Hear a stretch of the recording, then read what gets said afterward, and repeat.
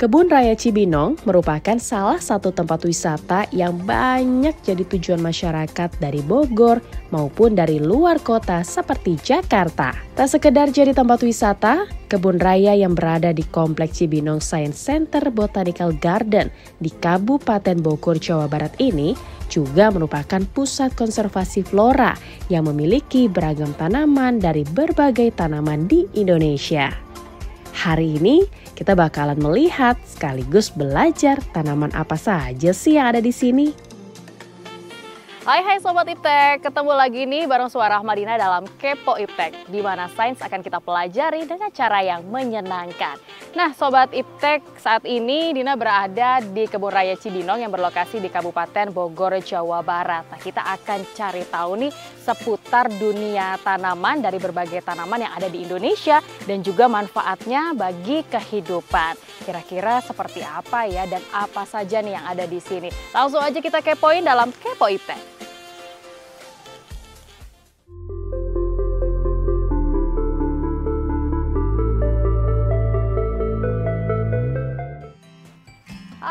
Kak Teguh, ya, ketemu lagi nih. Ya. Gimana kabarnya? Sehat ya? Alhamdulillah sehat. Alhamdulillah. Nah ini dia Sobat Iptek, Kak Teguh yang akan memandu aku untuk jalan-jalan ya. Di sini kita akan mengenal lebih jauh ada apa saja sih tanaman yang dihadirkan di Kebun Raya Cibinong ini. Untuk yang pertama, karena Kak Teguh lagi ada di sini nih, boleh langsung tanya ya? Boleh. Ini tanaman apa nih? Ini tanaman kayu ulin atau kayu besi.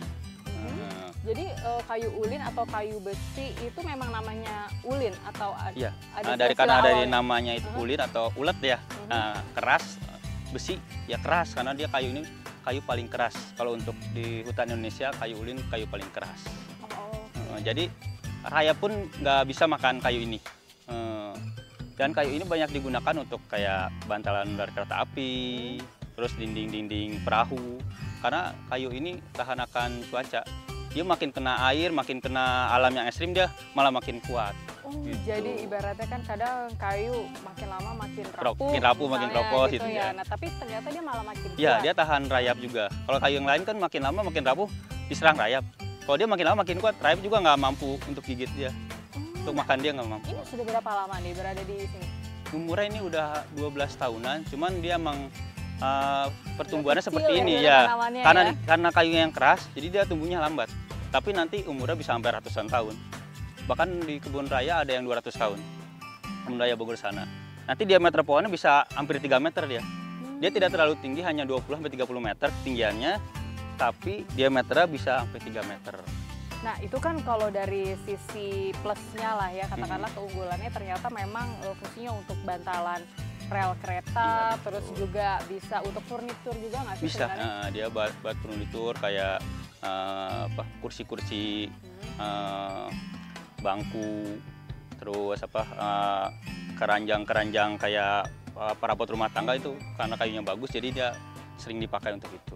Nah, kadang kita nggak bisa membayangkan ya, ternyata dari kayu ulin yang mungkin terlihat kecil gitu dalam postur yang termasuk pendek lah katakanlah seperti itu, ternyata dia punya keunggulan kuat. Nah tapi sebenarnya ada sisi negatifnya juga nggak sih? Mungkin apakah dari kekuatan biasanya ada sisi kelemahannya dia gitu? Ya, sisi kelemahan dia lambat pertumbuhannya. Oh iya, gitu ya. Lambat pertumbuhannya. Kalau untuk sisi yang lain dia termasuk pohon yang bandel sih.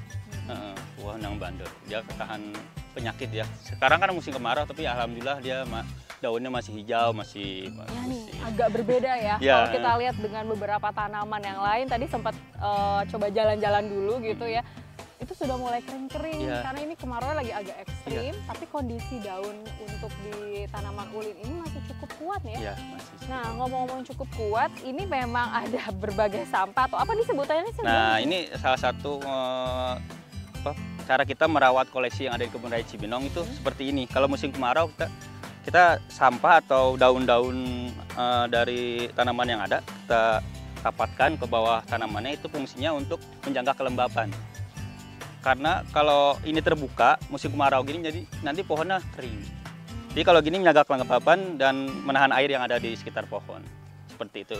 Nanti juga kalau udah busuk buat kompos, jadi buat pupuk dianya juga. Itu dia tuh kenapa penting banget ya untuk kita memiliki tanaman di rumah. Betul. Karena fungsinya tuh banyak banget, bukan hanya dari sisi pohonnya saja, daunnya. Kadang ada juga yang tanaman buah, misalnya obat-obatan, ternyata ini dari sisi tanaman kayu Tanaman ya. kayu ya. Sebutannya tanaman kayu yaitu tanaman ulin. Nah, tapi ngomong-ngomong biasanya kalau untuk kegiatan sehari-hari dari Kak Teguh sendiri nih, kalau untuk menjaga dan merawat tanaman ulin ini apa saja sih yang dilakukan?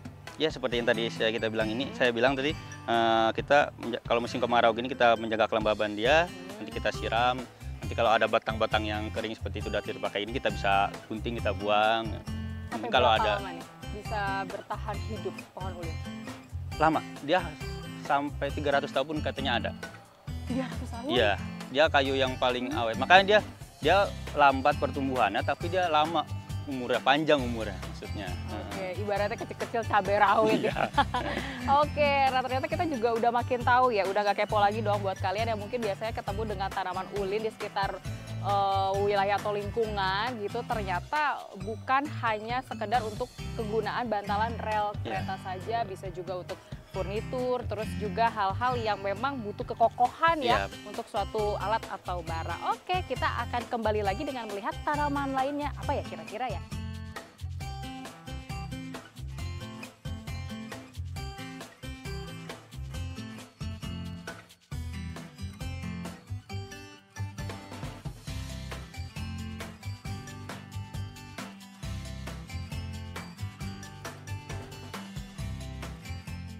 Sobat Iptek, masih mau cari tahu dong ya ada tanaman apa lagi sih di Kebun Raya Cibinong ini? Masih juga ditemani sama Kak Teguh. Kak Teguh, kita sudah berada di lokasinya agak rindang ya. Di sini adem banget tuh gitu loh angin-anginnya ya. Nah, tapi kalau bahas tentang tanaman ini agak besar juga nih. Tanaman apa nih kira-kira? Tanaman kedaung. Kedaung namanya? Iya, masih sejenis pohon petai. Cuman ini kerabatnya aja, bukan petai yang bisa dimakan ya. Ini tanaman kayu sebenarnya, tapi dia buahnya atau bijinya untuk obat. Sangat berguna untuk obat. Jadi ini tanaman obat-obatan gitu? Iya, obat hutan ya. Tanaman itu termasuk tanaman yang cepat tumbuh ya. Ini umurnya 12 tahun tapi udah hampir kira-kira 30 meteran ini ya. Dan cukup tinggi nanti dia, bisa sampai 70 meteran. 70 meter? Iya, kalau sampai kurang lebih berapa tahun nih untuk selanjutnya? Bisa sampai 50 tahun. Maksudnya umurnya sampai 70 meter ya. Iya. Dan keunikannya itu dia di sini, Kak. Lihat akarnya menonjol gini, sebutnya akar papan. Oh, iya, ini agak berbeda ya. Iya. Nah nih Sobat Iptek bisa lihat nih langsung di belakang saya. Ini yang memang lagi dikerubuni oleh semut-semut ya. Ini nampaknya sambil habitatnya semut ya. santai gitu ya. Nah ini memang kenapa nih dalam posisi yang agak serem sih sebenarnya ngelihatnya. Tapi sebenarnya ada fungsinya juga. Ya, emang dia karakternya, keunikan dari pohon kedaung tuh seperti itu, dia mempunyai akar papan. Nanti semakin tua, semakin tinggi akar papan. Bisa mencapai 2 meter. Bisa nyampe 2 meter, iya. Bisa ngumpet juga sih dia. Iya, betul. Kalau mungkin kalau untuk kayak di pedalaman sana untuk sembunyi kalau kita berburu. Seperti itu dipakai untuk bersembunyi. Biasanya itu sangat digunakan banget gitu ya untuk bersembunyi. Nah, tapi ngomong-ngomong ini kan merupakan tanaman obat-obat. Nah, biasanya khasiatnya untuk seperti jenis penyakit apa saja sih yang bisa menggunakan pohon ini? Kalau untuk pohon kedaung ini kita yang dipakai itu bijinya ya, ini saya ada buah yang jatuh. Jadi bijinya itu ya, jadi bijinya itu mengandung antibakteri. Mengandung antibakteri, jadi sangat bagus untuk obat radang usus, diare maupun cacingan. Ya. Ini langsung bagaimana cara untuk konsumsinya? Ditumbuk dulu, diairin, baru kita minum. Cukup mudah ya? Ya, cukup mudah. Cuma harus sampai kering ya. Jangan ini contoh jangan yang basah sudah sampai kering ya berarti? Belum, itu masih harus dijemur lagi ya, belum. Karena ini masih dari pohonnya, nanti kita harus jemur sehari 2 hari lagi. Kalau kering itu berarti kadar airnya warnanya berbeda atau seperti apa? Jadi kadar airnya dia menjadi sedikit kan mengkeriput bijinya, nanti kita tumbuk. Jadi yang kita ambil itu kayak bubuknya itu. Dan itu kalau nggak salah bisa juga untuk bisul. Jadi menyembuhkan obat bisul. Nah ini saya juga boleh lihat, ternyata memang Sobat Iptek ini kalau dilihat dari bentuknya mungkin kalau biasa makan di rumah seperti petai ya, tapi bukan untuk dimakan. Ternyata ini khasiatnya sangat baik banget untuk obat-obatan. Nah biasanya kalau bahas tentang tanaman kedaung ini, itu kan hanya tumbuh di hutan-hutan saja ya? Atau sebenarnya dalam posisi cuaca yang seperti apa sih Kak Teguh? Dia hanya di hutan sih Kak. Tanaman ini tanaman hutan biasanya hidup habitatnya di lereng-lereng gunung deh, yang tebing-tebing gitu. Makanya dia ada fungsi, salah satu fungsi akarnya yang menjulang tinggi ke atas ini, dia fungsinya untuk menahan dia dari ketinggian ya, kemiringan. Hidup di kemiringan biasanya dia di lereng-lereng. Biasanya termasuk disebut langka juga nggak sih? Cukup langka. Karena jarang ada orang yang tahu ini. Ternyata ini pohon kayu tapi berkhasiat obat. Tanaman hutan tapi berkhasiat obat. Biasanya kita hanya lihat, aduh ini pohonnya memang tinggi banget ya. Ibaratnya kalau ditebang agak takut juga dengan posisi yang mungkin kalau kita gambarkan dengan diri kita seperti jari-jari ya, papan-papan ini. Tapi ternyata di luar dari itu semua ini memiliki manfaat yang luar biasa. Selain sebagai untuk obat-obatan, juga jenis penyakit lainnya bisa disembuhkan nih dengan menggunakan biji yang hanya sekecil ini, bisa menyembuhkan berbagai jenis penyakit. Dan selain itu juga biasa kita temui di hutan-hutan ya. Terus juga sangat langka loh. Dan waduh, ini keren banget sih saya bisa berkunjung ke Kebun Raya Cibinong ini. Nanti saya masih pengen lihat yang lainnya lagi. Oke, boleh nanti ya? Saya antar lagi. Oke, kita akan jalan-jalan lagi, tapi jangan kemana-mana, tetaplah di Kepo Iptek.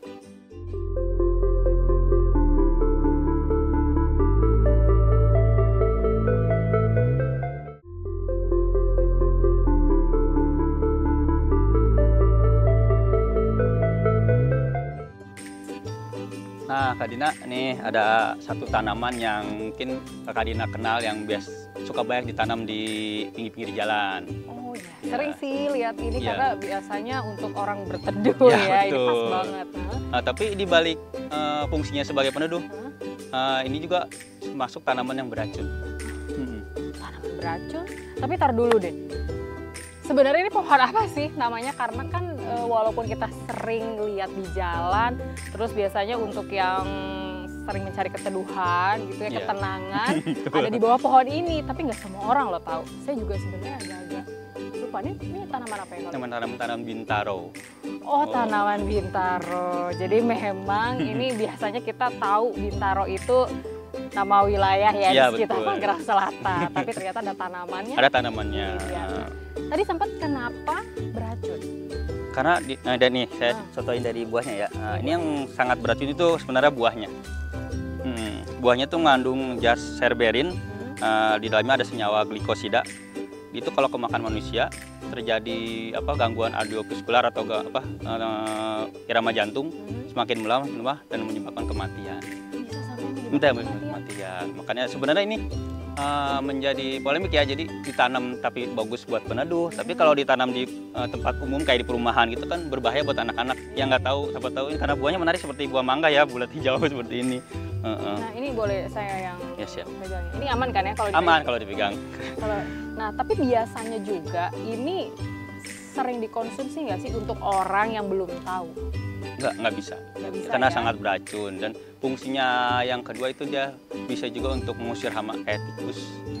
Jadi kalau di rumah Kak Dina mungkin baik tikus berkeliaran nih, bisa kita taruh di pojokan rumah dia, karena ini mengeluarkan bau yang tak sedap yang nggak suka sama tikus suka gitu. Nah itu untuk tikus misalnya, manfaat dari apa? Apakah kulitnya atau mungkin isi di dalamnya? Buahnya aja, buahnya digeprek sedikit, dilukain sedikit, nanti taruh di pojok. Nanti dia mengeluarkan aroma yang membuat tikus takut. Jadi tikus nggak mau masuk ke rumah kita. Ini bisa kita coba praktekin di rumah nih. Nah selain itu kalau untuk bijinya atau isi dalam dari buahnya manfaatnya untuk apa sih? Nah ya kalau untuk jadi latar belakang dari kebalikan dari yang racun tadi ya, ini juga berguna untuk kita sebagai energi alternatif. Jadi bijinya itu banyak mengandung minyak biar bisa jadi biodiesel. Karena dia menurut penelitian peneliti IPB, bijinya itu lebih banyak menghasilkan minyak daripada biji jarak. Kenapa bisa gitu? Ya, karena kandungan minyak lebih banyak. Kandungan minyak lebih banyak dan lebih gampang di prosesnya, lebih mudah dia cara mengambil minyaknya. Kalau gampang untuk diproses, biasanya kegunaan minyaknya itu apakah memang untuk bahan bakar? Bahan bakar ya. Oh, bahan bakar sebagai pengganti minyak tanah, bisa mungkin nanti bisa sebagai biodiesel untuk motor, kendaraan bermotor gitu. Baik. Jadi memang kalau sebuah tanaman itu ada plus minusnya juga ya. Tadi disampaikan juga oleh Kak Teguh untuk sisi positifnya, ternyata ini buah juga selain untuk memiliki ketuduhan gitu di lingkungan sekitar, ternyata manfaat dari buah dan isinya ini bisa mengandung minyak ya, lebih banyak dalam hal misalnya untuk bahan bakar, terus juga untuk minyak tanah, bisa juga digunakan dengan baik. Nah, tapi ada sisi negatifnya. Yang paling penting itu bagaimana kalau misalnya nih Sobat Iptek ketemu dengan buah seperti ini. Ini sebenarnya udah matang belum ya? Belum. Dia matang nanti warnanya merah. Nah, kalau misalnya ketemu ini katakanlah belum matang ya seperti ini. Mungkin kalau kita ketemu adalah buah bintaro ya. Seperti ini ternyata beracun. Jadi hati-hati juga nih untuk anak-anak atau orang tua harus lihat-lihat dulu ya. Tanaman nggak semuanya sebenarnya bisa dimakan, dikonsumsi dengan baik. Jangan tergiur karena bentuknya yang menarik ya, kayak mangga muda gitu ya. Bener-bener kayak mangga. Nah, terus juga kalau kita bahas tentang pohonnya nih, ini paling tua apakah memang kondisi dari pohon yang kita ada di samping ini termasuk sudah tua belum sih? Belum, ini baru sekitar umur 8 tahun 10 tahun. Dia bisa dia bisa tumbuh sampai puluhan tahun sih. Bisa lebih tinggi lagi. Cuman dia diameter batangnya nggak terlalu besar. Hanya tinggi menjulang dan banyak cabang. Makanya sangat cocok buat peneduh gitu ya, karena banyak cabangnya. Nah, ini banyak cabangnya, terus juga daunnya kelihatannya sebenarnya banyak ya. Ya, cuma karena posisi cuaca lagi ekstrim, jadi sudah terlihat lah ya kalau agak berantakan gitu di sini karena daunnya lama-lama mengering. Oke deh, senang banget nih kita jadi makin tahu banyak sekali tanaman dengan manfaat bagi kehidupan kita. Kira-kira habis ini kita mau kemana lagi ya? Saya juga kepo banget nih, tetaplah di Kepo Iptek.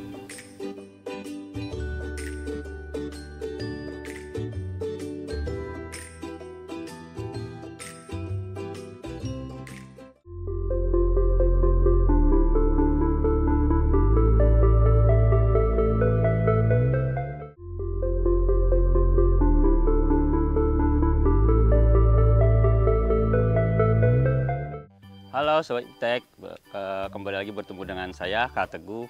Kita masih di Kebun Raya Cibinong. Pada kesempatan kali ini saya akan melakukan eksperimen. Kira-kira eksperimen apa ya? Saya kali ini akan melakukan eksperimen mencangkok. Sebelum saya melakukan prosesnya, apa sih itu mencangkok? Saya akan jelaskan terlebih dahulu. Mencangkok adalah teknik pengembangbiakan secara vegetatif dengan cara mengambil bagian tumbuhan induk menjadi tanaman atau individu baru agar yang bertujuan untuk menghasilkan tanaman yang bersifat sama seperti induknya. Oke, untuk bahan-bahannya dalam proses mencangkok kita memerlukan pisau,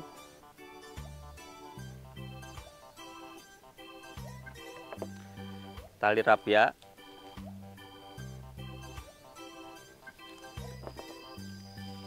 plastik untuk membungkus.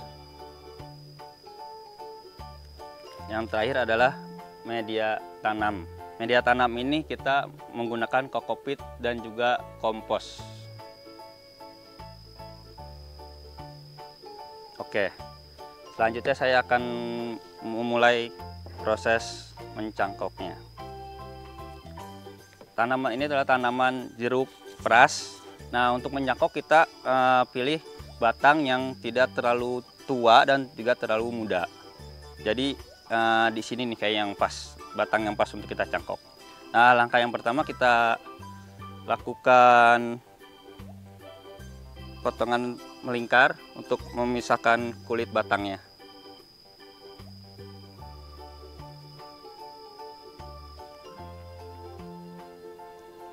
Kira-kira 1–2 cm.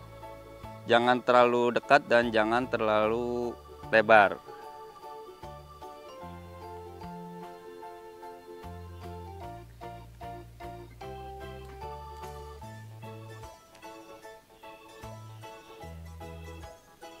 Nah, setelah kulitnya kita kupas, ini kambiumnya harus kita bersihkan. Karena kalau tidak kita bersihkan, nanti tanaman ini akan sembuh kembali. Lukanya akan sembuh kembali dan tidak akan terjadi perakaran.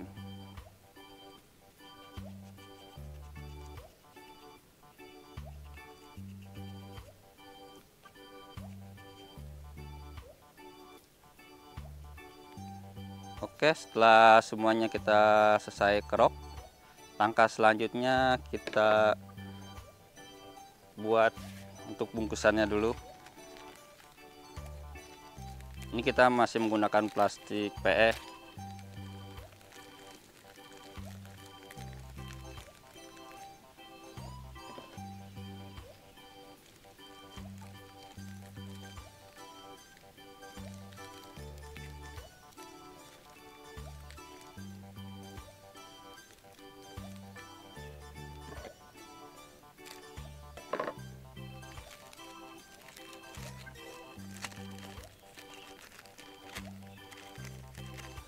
Selanjutnya kita isi media tanam seperti ini.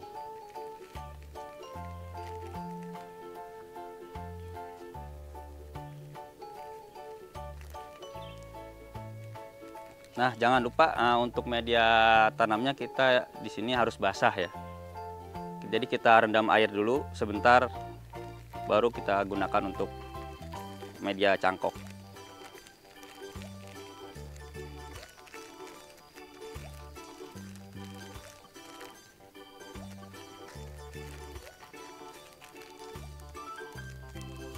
Nah, kira-kira sudah seperti ini. Kita ikat di atas terlebih dahulu.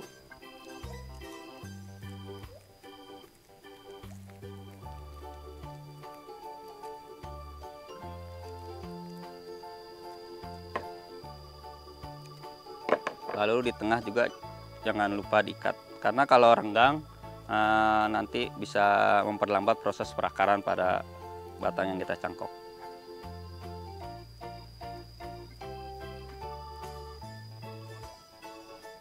Oke, nah untuk keunggulan media kokopit ini, jadi kita nggak perlu menyiram tiap hari, karena media kokopit ini bisa menahan air selama lebih dari 1-2 bulan.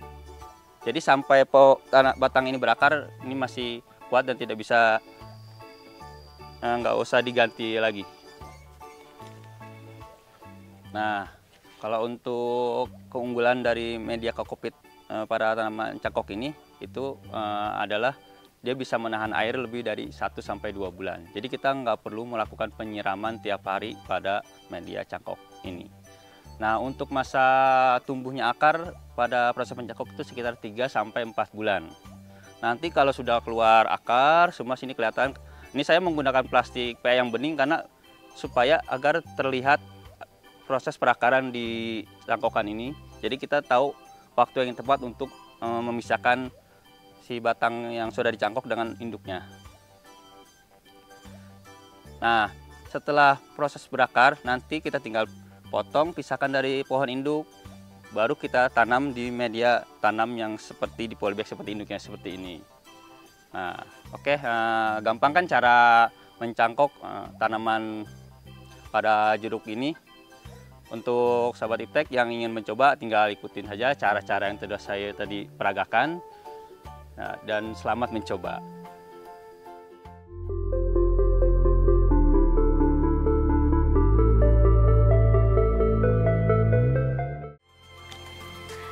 Sobat Iptek, sampai sini dulu ya perjumpaan kita dalam Kepo Iptek kali ini. Buat kalian yang masih penasaran sama hal-hal sains, jangan khawatir, kita akan ketemu lagi di edisi selanjutnya. Tentunya masih membahas informasi tentang sains dan juga manfaat dalam kehidupan. Akhirnya, saya Suara Madinah undur diri. Terima kasih atas kebersamaan Sobat Iptek semuanya. Sampai jumpa.